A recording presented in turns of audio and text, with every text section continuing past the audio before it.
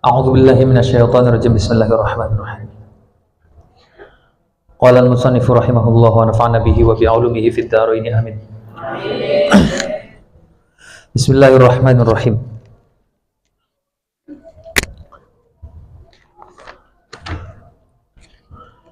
Al-mau'izah ats-tsaminah itu ya.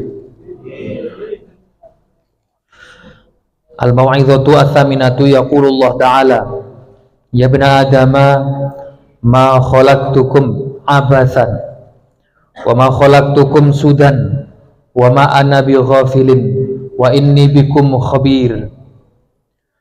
Bismillahirrahmanirrahim. Al-mau'izatu utawi pitutur utawi iki iku pitutur ats-tsaminatu kang kaping 8. Yaqulu dawuh sapa Allah Ta'ala Gusti Allah Ta'ala ya bani Adam hi anak turune Nabi Adam ma khalaqtukum ora nyiptakake sapa ingsun ing sira kabeh abatsan krana amang-amangan wa ma khalaqtukum lan ora nyiptakake sapa ingsun ing sira kabeh sudan krana den anggur-anggurake wa ma analan ora ana utawi ingsun iku bi ghafilin kelawan kang lali wa inni lan sak temene ingsun bikum kelawan sira kabeh iku khabirun zat kang waspada.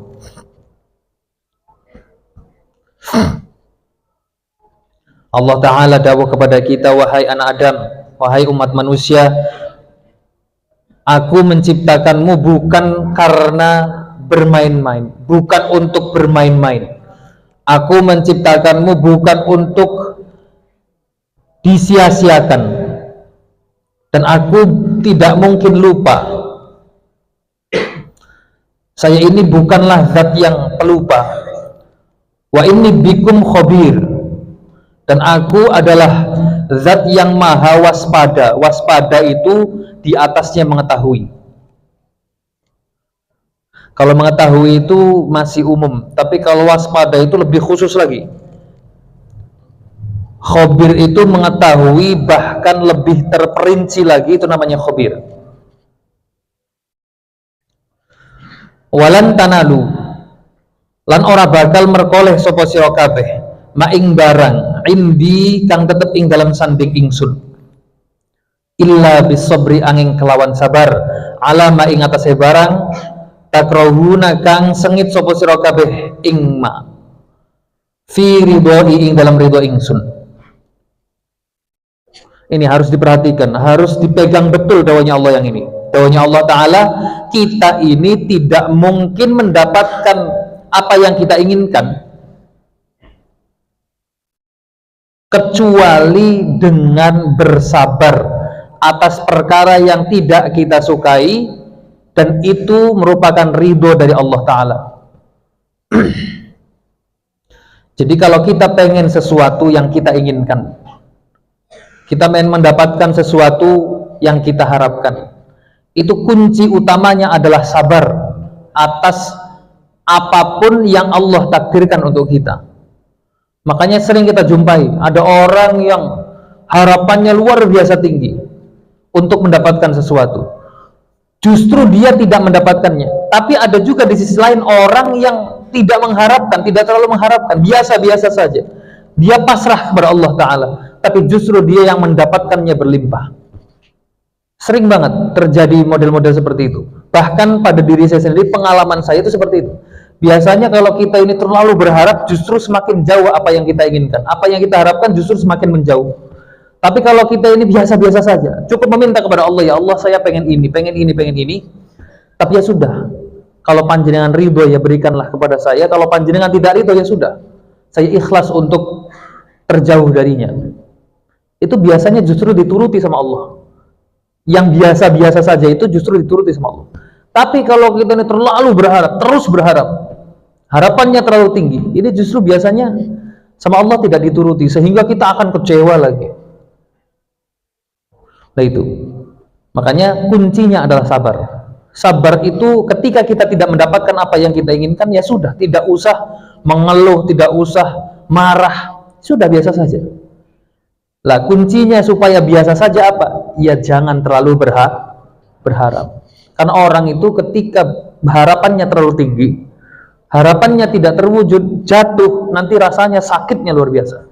Tapi kalau orang itu harapannya tidak terlalu tinggi, punya harapan sekedar berharap saja, kalau tidak dituruti dan jatuh pun tidak terlalu sakit, karena kita tidak terlalu menaruh harapan yang terlalu tinggi. Nah itu, makanya harus bersabar atas apa yang diberikan oleh Allah dari perkara yang tidak kita sukai, maka otomatis kita akan mendapatkan apa yang kita inginkan. Apa yang kita butuhkan, kita pasti akan dipenuhi oleh Allah Ta'ala. Ini yang dawuh Allah Ta'ala langsung, yang memberi rezeki kepada kita, yang memberi cobaan kepada kita, yang memberikan ujian kepada kita. Jadi wajib bagi kita hukumnya untuk percaya, harus yakin betul bahwa kita ini jangan terlalu berharap terhadap sesuatu. Kita boleh harapan, boleh sekedarnya saja. Yang namanya manusia pasti punya harapan, pasti punya keinginan, tapi secukupnya saja, supaya ketika nanti tidak dijatuhkan, kalau misalkan kita tidak dituruti, lalu kita jatuh, tidak terlalu sakit rasanya. Wasobru utawi sabar, wasobru utawi sabar lakum kadwe sira kabeh ala taati ing atase taat ingsun, taat ing ingsun iku aisaru luwih gampang apa sabar, lakum kadwe sira kabeh minas sabri tinimbang saking sabar ala maksiati ing atase ninggal maksiat ing ingsun. Bersabar supaya terus melakukan ketaatan itu lebih mudah dibandingkan bersabar untuk meninggalkan kemaksiatan. Yang namanya mengikuti ketaatan, melakukan kewajiban itu kan juga butuh yang namanya kesabaran. Ketika sholat itu kan berat untuk dilakukan, tapi rasa berat tersebut kita tahan, lalu kita lakukan terus kewajiban, berarti kita ini berhasil untuk bersabar atas pedihnya taat kepada Allah Ta'ala. Yakni capek, males, kita lawan semuanya, berarti kita ini membuktikan bahwa kita adalah orang yang bersabar. Nah itu lebih mudah dibandingkan bersabar untuk meninggalkan kemaksiatan. Menahan diri dari kemaksiatan itu beratnya luar biasa, lebih berat daripada kita taat kepada Allah. Makanya dua-duanya ini ditekankan oleh Allah Ta'ala. Wa tarku dzambi utawi ninggal ing dosa iku aisaru gampang lakum kadwe sira kabeh min i'tizari tinimbang saking pengapura ingsun min harrin nari saking panasen rokok. Meninggalkan dosa, kemaksiatan itu dinilai lebih mudah dibandingkan mendapatkan ampunannya Allah Subhanahu wa Ta'ala, supaya kita ini terjauh dari api neraka. Sehingga apa? Kita ini jangan gampang bermaksiat. Kita cari jalan tercepat dan jalan paling mudah. Apa? Menghindari. Sedia payung sebelum hujan, sebelum kehujanan. Itu lebih mudah daripada nyari payung pas hujan. Paham ya? Nyari payung sebelum hujan itu lebih mudah, Bang. Lebih mudah. Kita kemana-mana bebas, leluasa. Mau kemana-mana mudah. Naik motor bisa, jalan kaki bisa.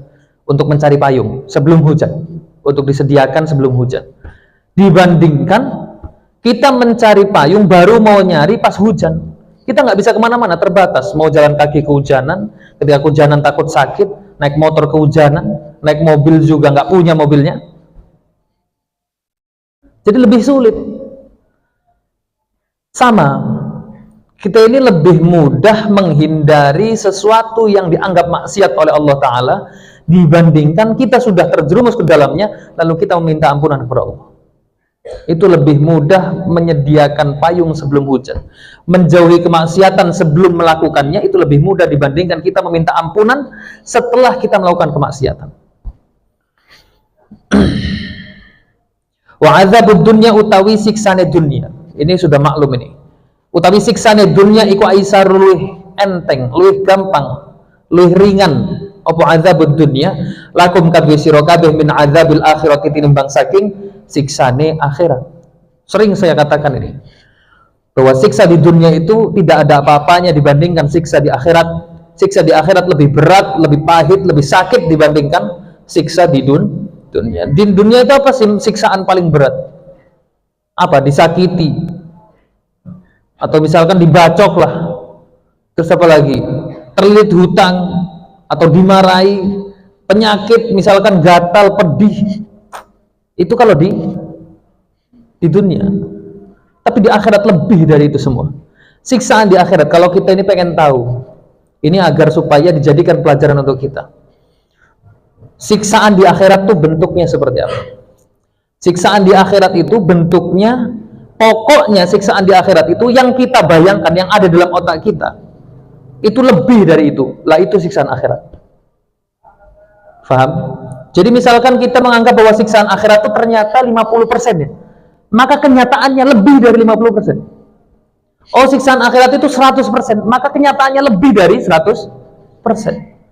Jadi akal kita itu tidak nyandak, tidak sampai ke rasa sakit siksa akhirat. Begitupun sebaliknya, nikmat akhirat itu juga tidak bisa kita nalar rasa nikmatnya. Kalau kita anggap bahwa nikmat di akhirat itu 50%, 60%, 70%, atau bahkan 100%, maka pada kenyataannya nanti yang kita rasakan lebih dari itu semua. Itu nikmat akhirat. Jadi kalau di dunia itu yang namanya siksa, nikmat, itu terbatas oleh akal sehat manusia.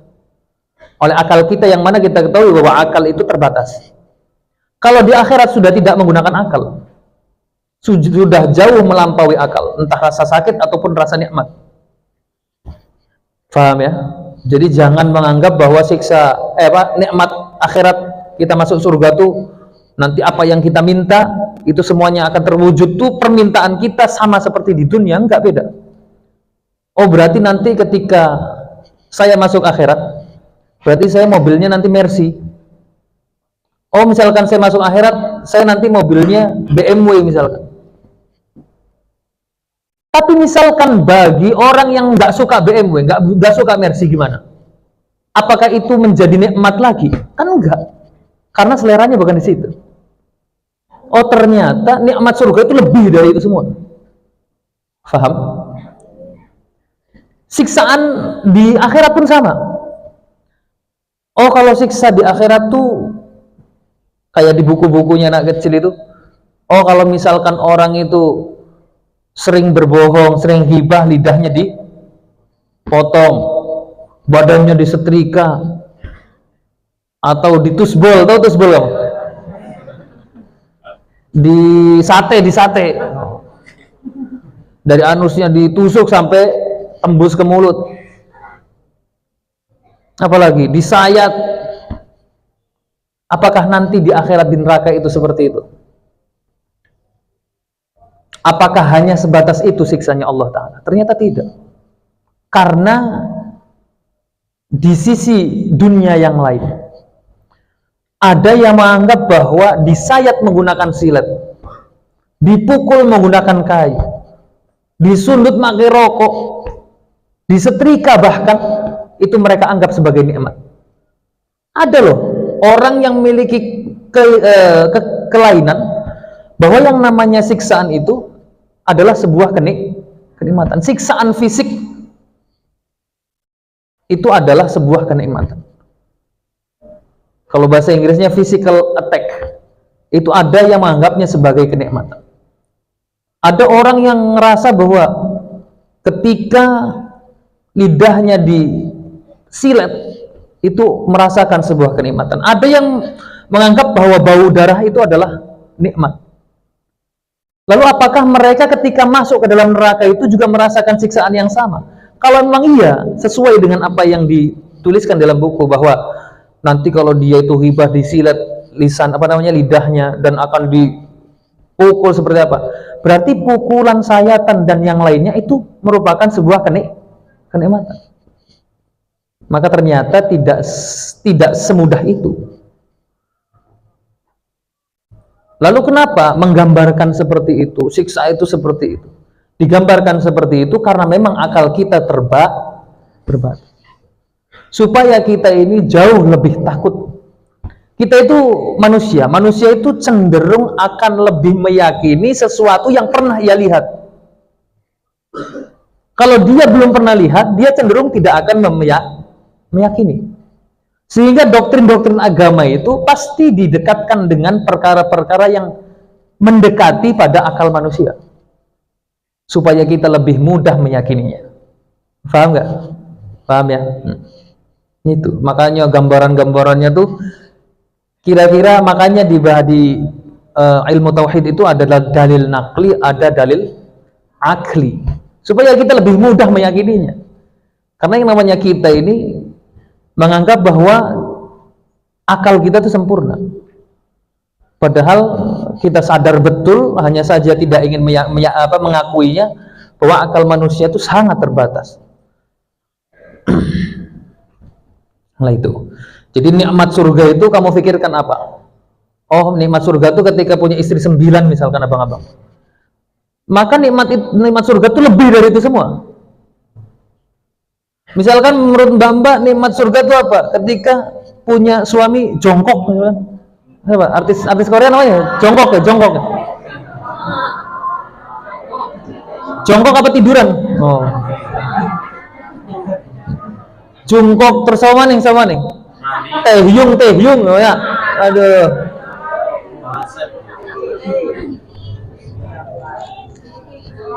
Itu semuanya kalau dibakar meleleh, Mbak.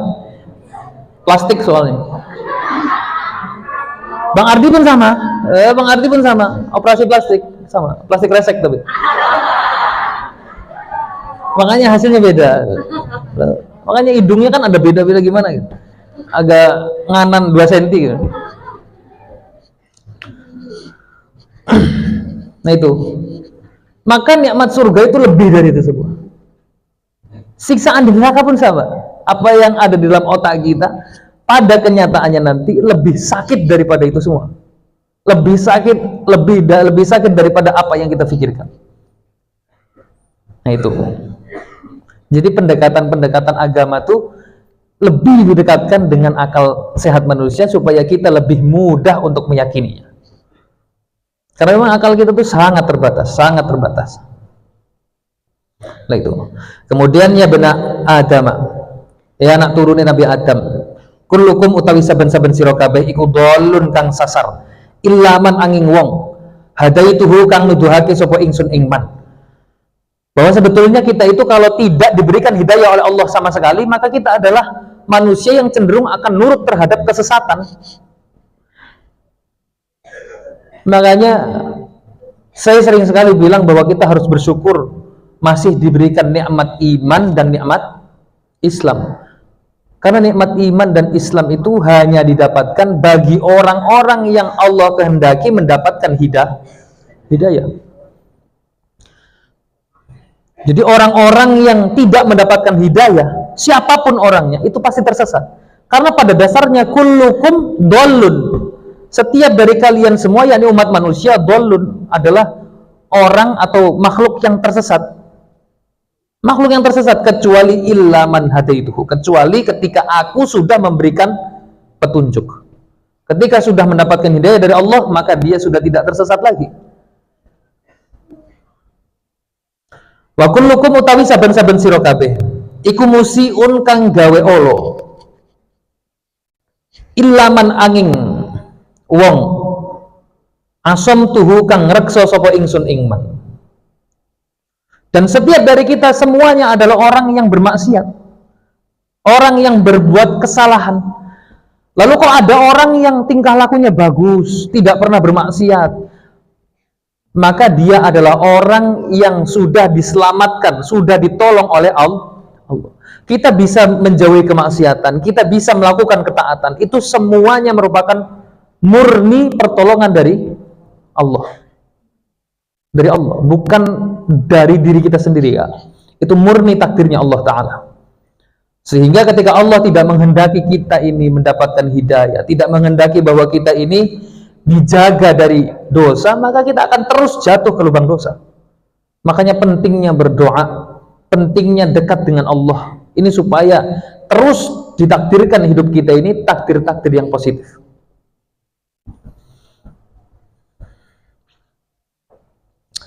Watu bulan podo tobato sapa sira kabeh ila arhamikum maring luwih welase zat kang welas sira kabeh.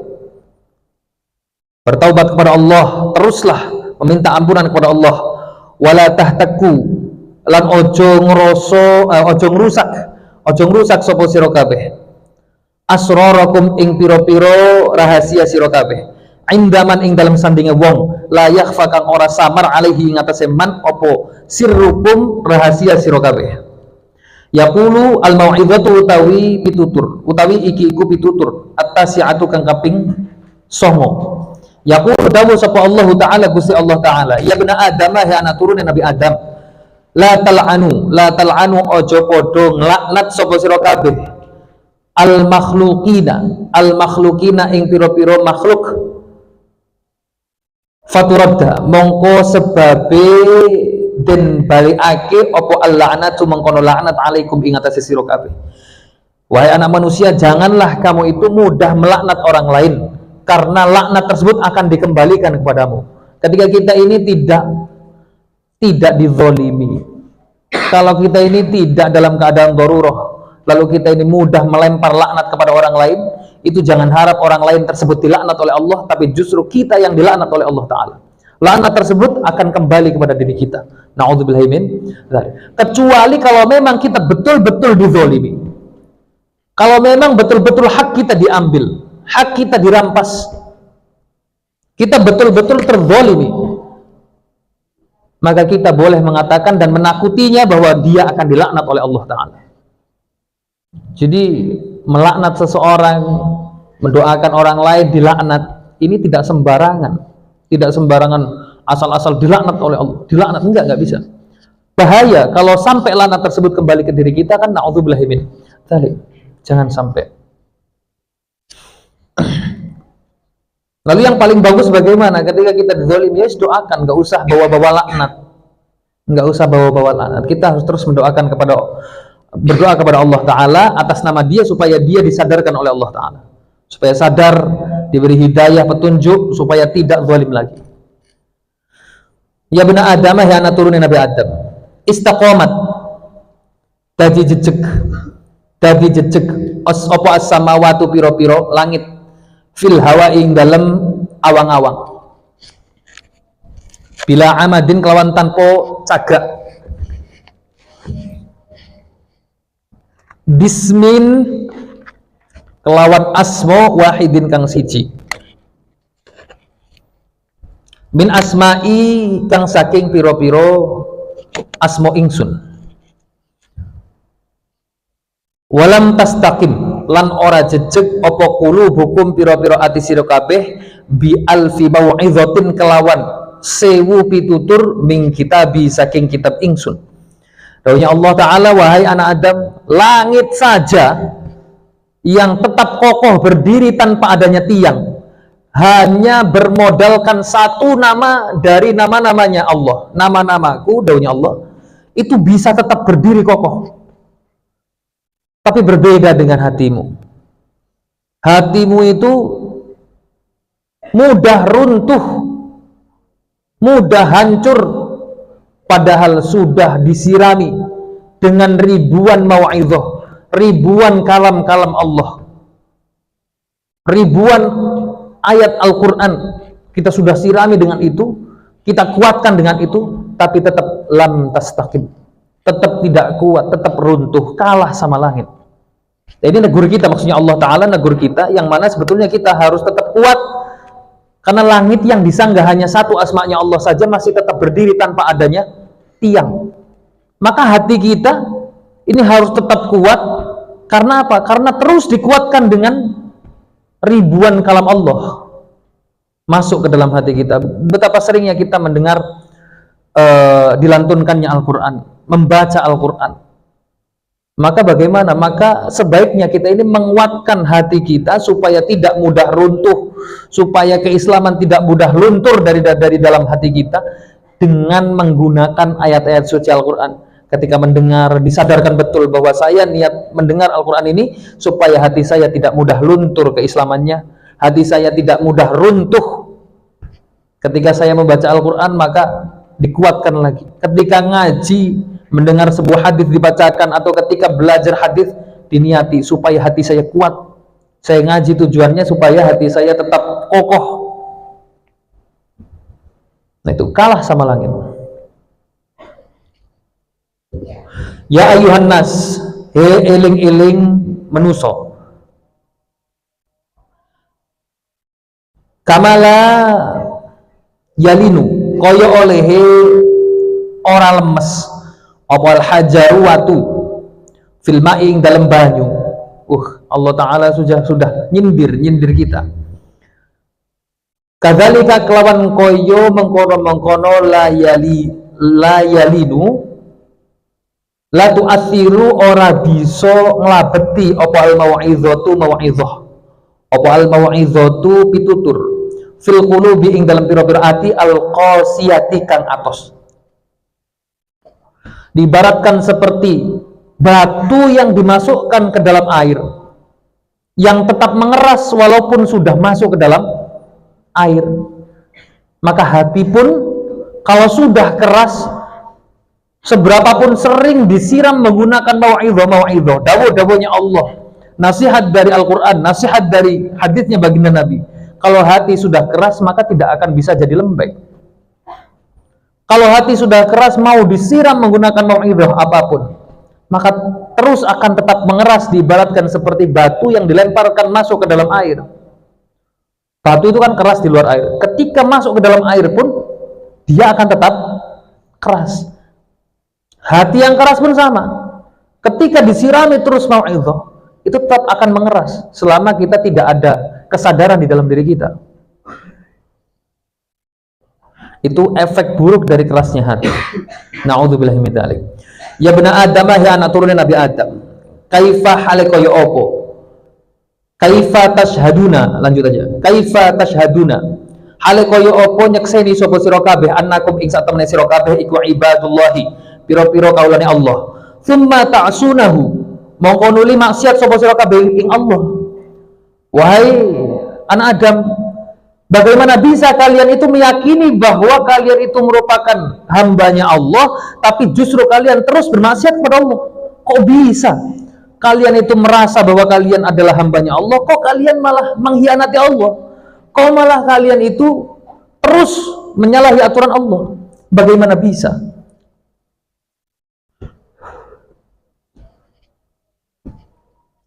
Wa kaifalan hale kaya apa taz'umuna nyono sapa sira kabeh annal mauta ing sak temene mati. Ini disambung juga ngapa? Wa kaifa taz'amuna lan hale kaya apa nyono sapa sira kabeh annal mauta ing sak temene mati iku hakun barang kang hak, wa antum hale utawi sira kabeh lahu kadhe maut iku karihuna kang padha sengit sapa sira kabeh. Bagaimana bisa kamu itu betul-betul meyakini, betul-betul menyangka bahwa yang namanya kematian adalah sebuah perkara yang hak, pasti terjadi di setiap manusia, tapi kok kalian malah membencinya? Kematian itu pasti, kok kalian malah membencinya? Ini dawuhnya Allah Ta'ala. Wa taquluna lan padha ngucap sapa sira kabeh bi alsinatikum kelawan pira-pira lisan sira kabeh ma ing barang laisa kang ora ono iku lakum kadhe sira kabeh bihi kelawan ma apa ilmun pengaweruh, wa tahsabunahu lan padha nyono sapa sira kabeh hayyinan ing kang ino, wa tahsabunahu lan padha nyono sapa sira kabeh hayyinan ing kang ino wa huwa hale utawi ma indallahi ing dalem ngarsane Allah iku azimun barang kang agung.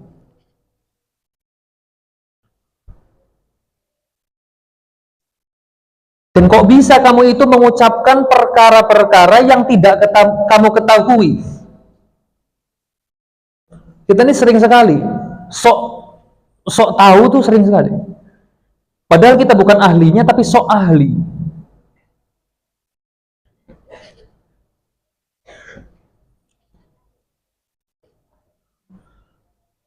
Dan watahsabunahu hayyinan wa huwa indallahi azimun. Dan betapa seringnya kita menganggap sesuatu adalah perkara yang hina, tapi pada hakikatnya hal tersebut merupakan perkara yang mulia, perkara yang agung menurut Allah Subhanahu wa Ta'ala. Contohnya apa? Sering saya ulangi.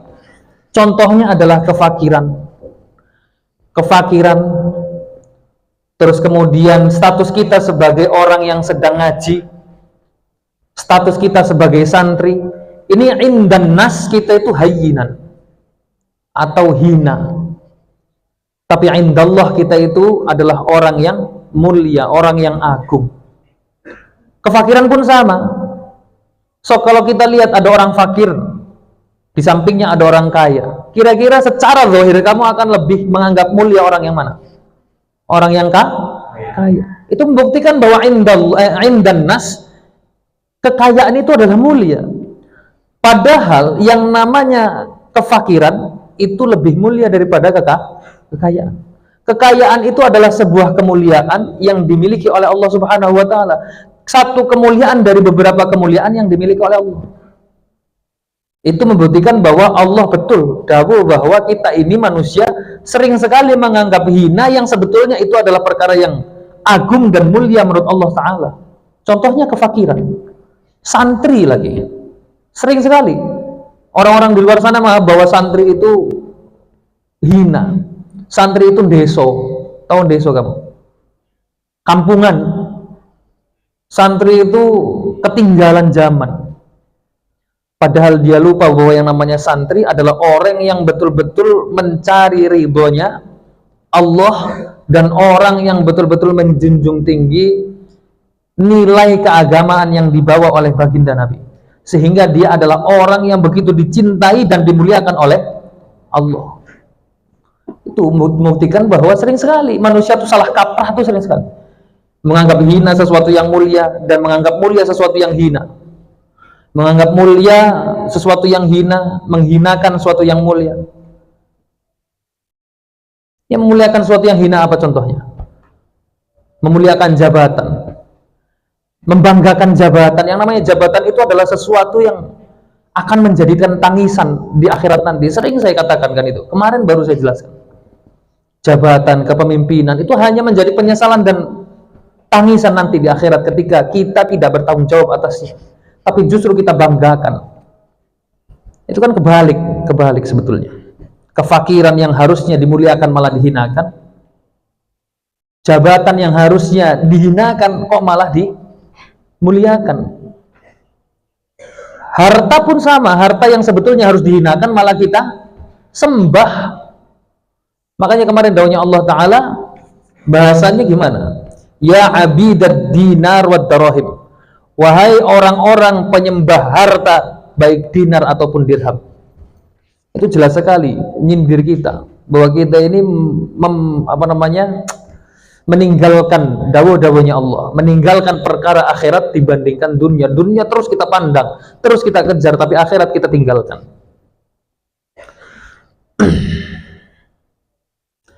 Al-maqalah al-mau'izatu utawi iki iku pitutur. Al-asyratu kang kaping 10. Yaqulu dawuh sapa Allah Ta'ala Gusti Allah Ta'ala. Ya ayuhan nasu qad ja'atkum. Ing dawuh ya ayuhan nasu, he para manusa. Qad ja'atkum. Teman-teman tumeka ing sira kabeh. Ini Al-Qur'an ini.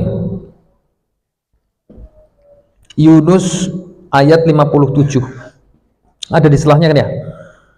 Ya ayuhan nasu, he para manusa, qad ja'atkum, teman-teman tumeka ing sira kabeh. Apa mau'izatun pitutur min rabbikum saking pangeran sira kabeh. Wasyifaun lan tombo lima kabeh barang fis suduri kang tetep ing dalam pira-pira ati. Wahai para manusia, kamu telah begitu banyak menerima nasihat, menerima mau'izah dari Tuhanmu. Dan kamu juga begitu banyak menerima obat-obat hati dari Tuhanmu. Falima mongko krono opo la tuhsinuna ora podo bagusi sapa sira kabeh illa liman angin maring wong ahsana kang gawe bagus sapa man ilaikum maring sira kabeh. Lalu kenapa kok kamu masih hanya berbuat kepada orang yang berbuat baik kepadamu saja?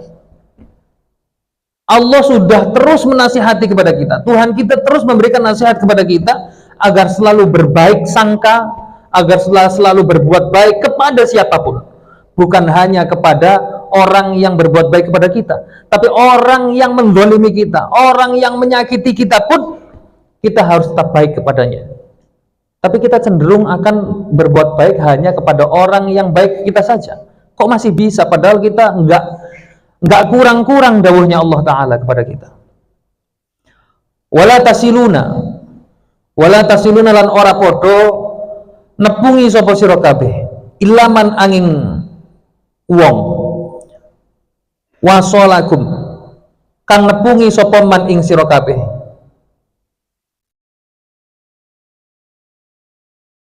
Dan kok bisa kita ini masih hanya mau bersilaturahmi dengan orang yang mau silaturahmi dengan kita, yang mana seharusnya kita ini ketika menjalin silaturahmi kepada siapapun, bahkan kepada orang yang menolak untuk berteman dengan kita, harus kita jadikan teman. Yang kita ini kalau misalkan di jalan ketemu teman lama, buat nyapa duluan saja gengsi. Alasannya apa? Nggak maunya. Alasannya khawatir dianya nggak nyapa balik. Sering nggak terjadinya? Sering. Kamu ketemu dengan teman lama, teman SD kamu di jalan, terus kalian nggak nyapa.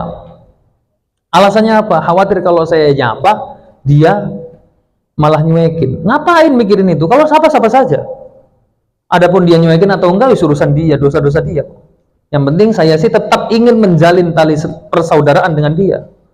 Itu jangan sampai seperti itu. Betapapun dia itu menzalimi kita, betapapun dia itu tidak berbuat baik kepada kita, terus menyakiti kita, tapi kita bodoh amat. Yang penting kita tetap baik kepada dia. Itu perintah dari Allah Ta'ala. Wala tukallimuna lan ora podo ngunemi sapa sira kabeh illa man angin wong kalamakum kang gunemi sapa man ing sira kabeh. Ini sering terjadi kepada kita. Kita hanya mau berbicara dengan orang yang ngajak bicara kepada kita. Bagi orang yang mendiami kita, kita juga akan balas diam. Kalau kamu itu dicuekin sama teman kamu, ngerti kan bahasa didiemin? Biasanya kalau ada sebuah permasalahan di antara teman itu biasanya saling diem-dieman. Entah sebulan, 2 bulan, bahkan tahunan. Sering nggak terjadi? Sering, mbak-mbak itu sering itu. Ada masalah, misalkan si A senang sama abang A, nanti si B juga senang, nanti si A si B ini musuhan. Sama-sama senang sama, misalkan Ihya, misalkan. Sama-sama mencintai Ihya. Saya tuh sama Ihya tuh ngefans banget. Ngefansnya sama apanya? Sama ngantuknya misalkan. Dia tuh kalau misalkan lagi merem ganteng banget misalkan. Berarti kalau melek gimana? Kalau melek jelek malah katanya. Berarti dilembe mata ya. Misalkan, contohnya misalkan begitu. Nanti sama-sama diem-dieman. Nah, jangan seperti itu. Bahkan kepada orang yang tidak mau kita ajak bicara pun kita harus tetap ngajak bicara. Harus tetap ramah kepada dia. Jangan hanya mengajak bicara orang yang mau berbicara kepada kita saja. Kepada siapapun kita ini ajak bicara. Ramah kepada siapapun. Itu sering kepada kita terjadi di tengah-tengah kita tuh sering seperti itu. Wala tut'imuna lan ora aweh panganan sapa sira kabeh ilaman angin ing wong at'amakum kang aweh sapa man ing sira kabeh. Sama ini sering juga terjadi di kita. Misalkan kita bestel dapat kiriman makanan dari orang tua. Nanti pasti ada orang-orang yang nggak kamu kasih makanan. Alasannya apa? Dia pas bestel nggak ngasih ke saya. Sering nggak? Sering. Nggak boleh seperti ini, nggak boleh. Misalkan kamu tuh suatu saat ada teman kamu, misalkan acara nikahan contohnya. Terus kamu tuh nggak diundang. Terus kemudian pas nikahan kamu dia nggak diundang. Alasannya apa? Lawang dia nikah aja nggak undang saya. Ini sering terjadi di tengah-tengah kita. Lah nggak boleh seperti itu terjadi pada kita. Semua itu teman kita. Semua kita harus ramah kepadanya. Kalau kita misalkan nggak dikasih makan ketika dia itu mendapatkan sebuah rezeki, ya nggak masalah. Ketika kita mendapatkan rizki, maka kita beri makanan kepada dia. Jangan hanya memberi kepada orang yang pernah memberi ke kita saja. Pada perkara apapun, selama itu adalah kebaikan, maka kita berikan kepada orang lain tanpa dibatasi dengan apapun. Karena nggak suka, karena dia nggak ngasih ke saya, karena dia itu nggak ramah ke saya, wis nggak usah pandang itu semua. Kita kasih aja sudah. Wala tukrimuna, lan ora mulyaake sapa sira kabeh ilaman angin ing wong akramakum kang mulyaake sapa man ing sira kabeh. Dan kita ini sering sekali hanya menghormati orang yang hormat kepada kita, hanya memuliakan orang yang memuliakan kita. Padahal kepada siapapun kita harus tetap menghormati, kepada siapapun kita harus tetap memuliakan, harus tetap memanusiakan. Selama itu manusia, maka kita manusiakan. Jangan salah kaprah, kamu ada orang lain malah nggak dimanusiakan, tapi ngelihat kucing dimanusiakan. Karena zaman sekarang tuh begitu, lihat binatang itu biasanya dimanusiakan. Paham dimanusiakan? Contohnya misalkan ada maling misalkan, digebuki sampai mati. Biasanya netizen tuh ngomong gitu, bos, udah gebukin aja sampai mati. Tapi contoh ini contoh, ada kucing maling ayam, terus dipaten ini dibunuh sama orang yang dimalinginya. Ketika dijadikan bandingan, kira-kira lebih berat mana? Lebih berat manusia. Tapi orang-orang pasti akan lebih marahnya ketika kucing dibunuh. Karena yang namanya manusia pantas untuk dipaten. Ini biasa terjadi zaman sekarang. Ini contoh kecil aja. Paham ya? Jangan kita ini memanusiakan hewan dan menghewankan manusia. Nyawa itu harganya sangat mahal. Tak terkira harganya nyawa itu. Islam itu sangat menghargai nyawa seseorang. Sangat menghargai nyawa seseorang. Gak mudah asal bunuh saja, enggak.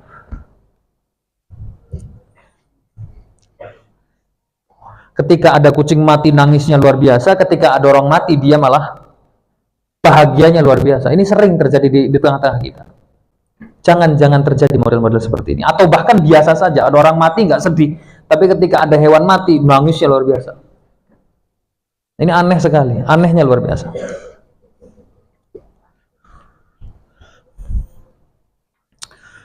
Kemudian walai salat ora ono iku la ahadin kaduwe wong siji ala ahadin ing kantase wong siji kang weneh apa fadlun keutamaan.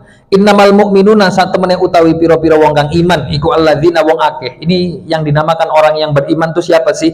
Iku alladzina wong akeh amanu kang padha iman sapa alladzina billahi kelawan Allah wa rasulihi lan utusane Allah, yakni mereka yang iman kepada Allah dan Rasulnya.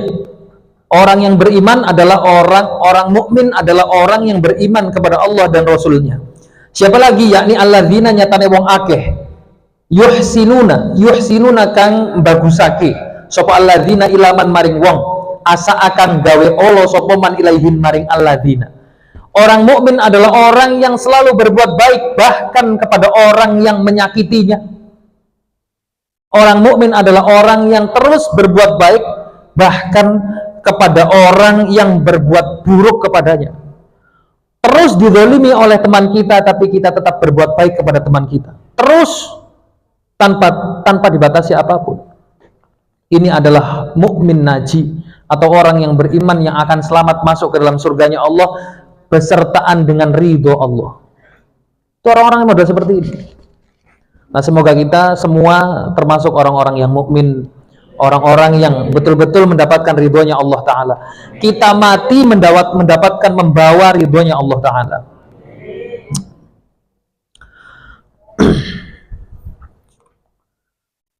Kemudian siapa lagi? Wayasiluna lan nepungi sapa alladzina man ing wong qata'ahum kang mutus sapa man ing alladzina. Ini bahkan orang mukmin adalah orang yang terus menyambung tali silaturahmi dengan orang yang tidak mau bersilaturahmi dengan kita.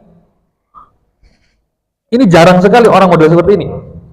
Kebanyakannya kita tuh kalau misalkan musuhi balik. Kalau kita misalkan punya teman si A mutusin tali silaturahmi dengan kita malah justru menjauhi dia. Mukmin tidak seperti itu. Orang yang beriman bukan seperti itu. Orang yang beriman ketika dia memutus tali silaturahmi, kita terus berusaha untuk menyambung lagi. Itu adalah mukmin. Wa ya'funa lan ngapura sapa alladzina amman saking wong haramahum kang ngalang-alangi sapa man ing alladzina. Dan orang yang mukmin adalah mereka yang terus mengampuni, terus memaafkan orang-orang yang menghalangi kebaikan dia, terus menghalangi jalan dia dari segi apapun, menghalangi haknya, menghalangi jalan hidupnya, terus dihalangi tapi tetap dia memaafkannya, maka itu adalah mukmin. Wa ya'taminuna lan podo percaya sapa alladzina man ing wong khonahum. Ini yang sulit. Khonahum kang khianat sapa man ing alladzina. Dan mukmin yang betul-betul beriman adalah mereka yang tetap percaya kepada orang lain walaupun sudah dikhianati. Kita sudah dikhianati oleh orang lain tapi kita tetap percaya kepada orang lain. Ini kalau indannas jahil ini. Kalau menurut manusia sudah tahu dikhianati masih percaya saja kepada dia. Kalau menurut manusia itu adalah tindakan yang bodoh. Tapi pada kenyataannya indallah dia adalah orang yang mukmin. Dia tetap percaya kepada orang lain walaupun sudah dikhianati. Kenapa kok percaya? Karena dia betul-betul yakin bahwa Allah akan merubah hatinya. Bahwa Allah akan merubah nasibnya yang tadinya khianat lalu menjadi amanah. Itu adalah mukmin. Walaupun sudah dikhianati, tapi bisa jadi dia dirubah hatinya oleh Allah untuk menjadi orang yang bersifat amanah. Itu. Dan tidak mau menutup kemungkinan. Biasanya tuh orang kalau sudah nggak percaya, ya sudah nggak percaya sampai kapanpun. Walaupun dia sudah berubah, lah ini salah. Karena rubahnya hatinya manusia tidak ada yang tahu, dan kapannya itu juga tidak ada yang tahu. Pasti masih ada kemungkinan untuk dia untuk berubah. Sehingga nggak boleh kita ini serta-merta tidak mempercayainya lagi walaupun dia sudah khianat. Ini perintah Allah. Kemudian wa yukallimuna lan podo nggunemi sapa alladzina man ing wong hajarahum kang ngenengi sapa man ing alladzina. Tadi sama seperti tadi, yakni dia tetap mengajak bicara kepada orang yang mendiaminya. Kamu misalkan dimusuhi oleh si A diam kepada kamu, nggak pernah nyapa, nggak pernah ngajak ngobrol. Kalau kamu adalah orang yang mukmin, maka kamu terus akan menyapanya, terus ngajak ngobrol kepadanya. Hilangkanlah gengsi. Gengsi itu apa? Gengsi itu setan. Hilangkanlah gengsi, ego yang terlalu tinggi, itu hilangkan. Tetap sapa, walaupun dia tidak nyapa balik, tetap sapa, tetap ngajak ngobrol walaupun dia tidak menimpalinya. Itu hukumnya dia dengan Allah Ta'ala. Urusan saya dengan kamu tetap baik. Itu yang penting. Jadi jangan sekali-kali kita ini nyatru. Apa kalau bahasa Indonesianya? Nyatru itu apa? Mendiami ya, mendiami. Punya masalah, diem. Diajak ngobrol cuma Sering nggak? Sering. Mbak-mbak yang sering. Malamnya cekcok, pagi biasanya berangkat sekolah bareng, berangkatnya jam 7, dia berangkatnya jam 6 pagi. Alasannya apa? Supaya nggak bareng sama kamu. Ya nggak? Nanti kalau ketemu buang muka. Ya. Ahung. Ada yang nggak seperti itu?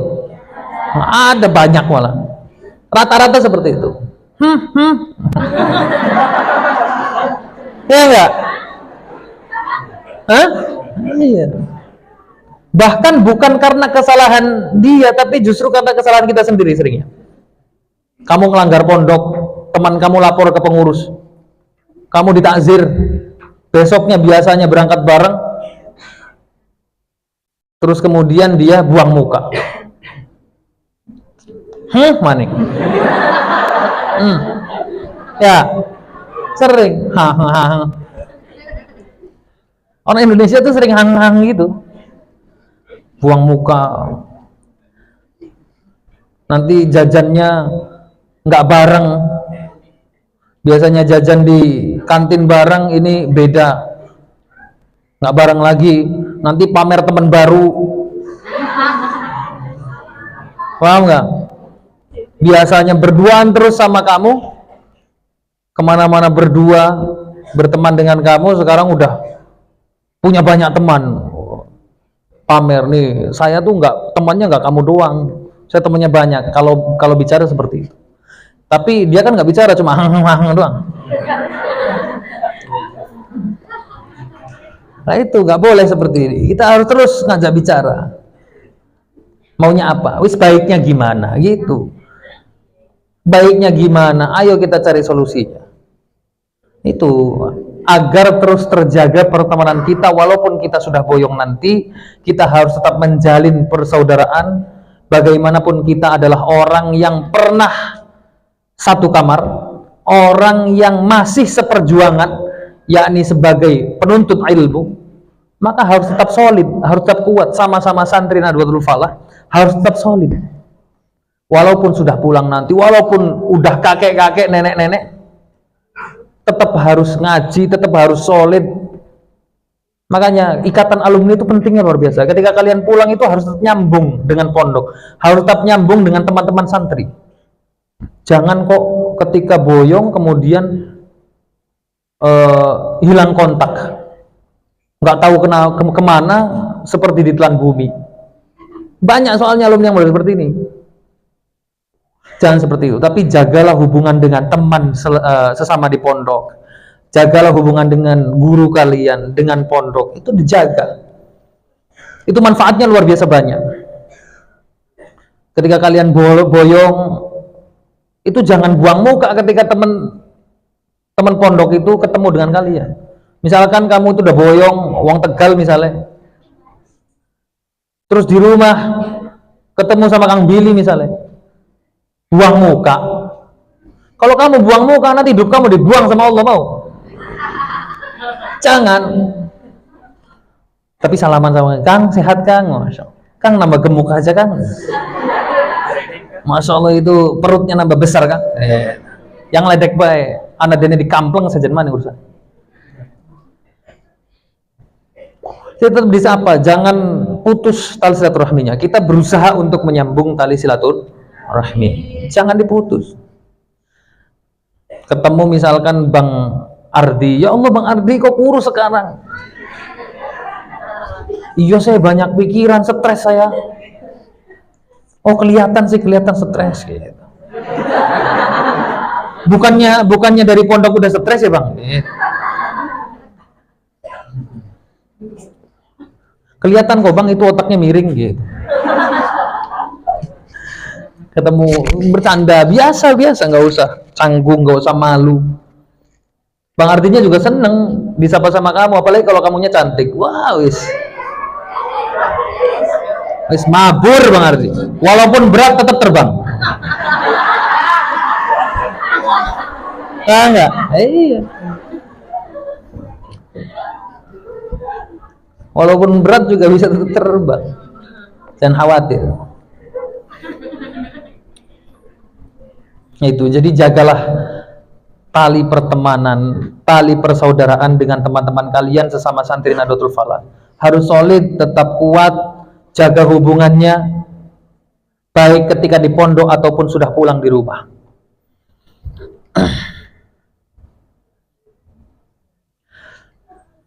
Wa yukrimuna lan mulyaake sapa alladzina man ing wong ahanahum kang ngino sapa man ing alladzina, dan tetap memuliakan orang yang menghina kamu. Susah enggak? Susah. Orang mukmin itu kalau dihina malah memuliakan. Kalau kita dihina, hina balik kalau kita tuh. Kalau enggak nangis boyong. Iya apa enggak? Nah, iya.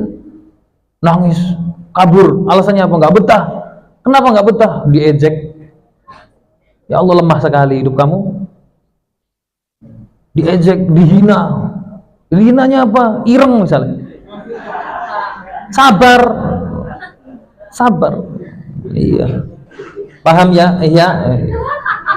Nggak apa-apa ya. Oh. Hitam juga hitam manis ya. Ya. Iyalah. Lah iya loh. Kecap itu kalau enak itu pasti hitam.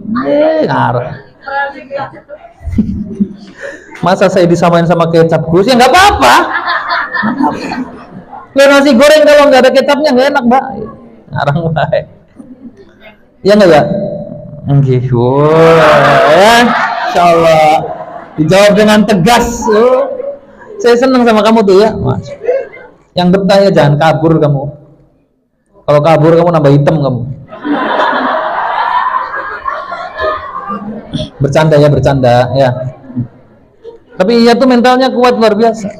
Mentalnya kuat ya. Gimana gak kuat coba? Teman-temannya puasa dia mokel, gimana gak kuat coba? Ya, itu kalau mentalnya gak kuat gak mungkin dilakukan itu.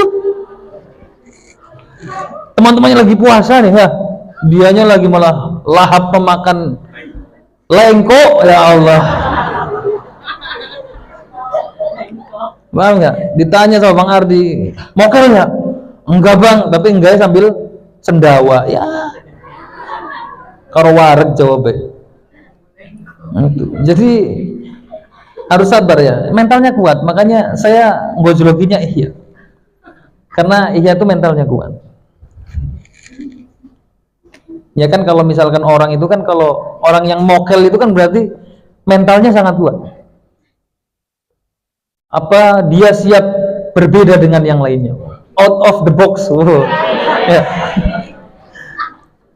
Iyalah, nggak mainstream. Saya tuh orangnya anti mainstream. Orang-orang pada puasa, gua mokel. Ya. Kalau diterusin orang-orang masuk surga, saya neraka dong. Ya. Jangan sampai keterusan gitu ya. Nanti keterusan kamu. Jangan apa-apa. Kalau masalah surga, ayo bareng-bareng gitu. Jangan kamu masuk surga, saya neraka dong. Naudzubillah.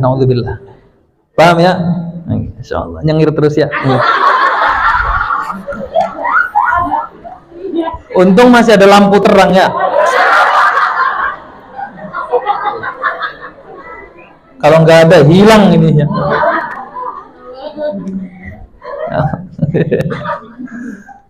Puasa ya? Oh puasa. Alhamdulillah.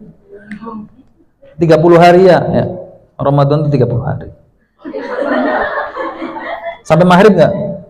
Oh, aduh. Iya. Nanti kamu asal ada azan makan kamu. Nanti nggak kuat, saya puasa nggak kuat. Terus azan dewek belah. Azan bel gitu. Jadi berbuka itu bukan ketika ada azan ya, ketika maghrib. Nanti dengar azan langsung mangan. Ya Allah, sabar. Mulia kamu mulia. Amin. Amin gitu. Amin. Hajar Aswad. Jangan mau kamu disamakan dengan Hajar Aswad kamu. Ya. Bukan masalah itemnya, kamu mau dicipoki sama si orang kamu.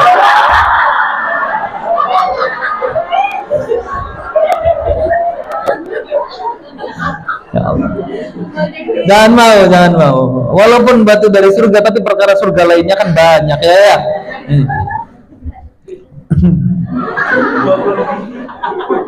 Saya lebih mulia daripada hanya sebongkah batu. Jadi ya begitu. Iya. Ya Allah. Sabar ya. Makanya ngaji yang rajin, ngajinya yang semangat. Nanti pulang jadi kiai kan enak, ya enggak ya? Bisa mendoakan orang tua kamu, bisa mengangkat derajat kakek buyut kamu, anak turun kamu muliakan semuanya. Karena apa? Karena yang tadinya Ihya, yang ngantukan di pondok jadi Syekh Ihya misalnya. Insyaallah. Ya kan siapa tahu ya. Ya enggak ya? Oke, amin gitu loh. Padung kangge bae. Amin.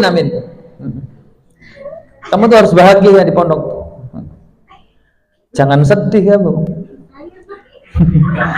Wah inilah saat teman ingsun bikum kelawan sira kabeh iku la khabirun yaktine zat kang waspodo, bahwa aku terhadap diri kalian semua wahai manusia itu adalah zat yang maha waspada, mengetahui setiap perkara, balin namlah as-sauda fi dzulmatil lail, bahkan semut hitam kecil yang berada di atas batu yang hitam di kegelapan pun aku tetap mengetahuinya, aku tetap mengetahui tingkah lakunya.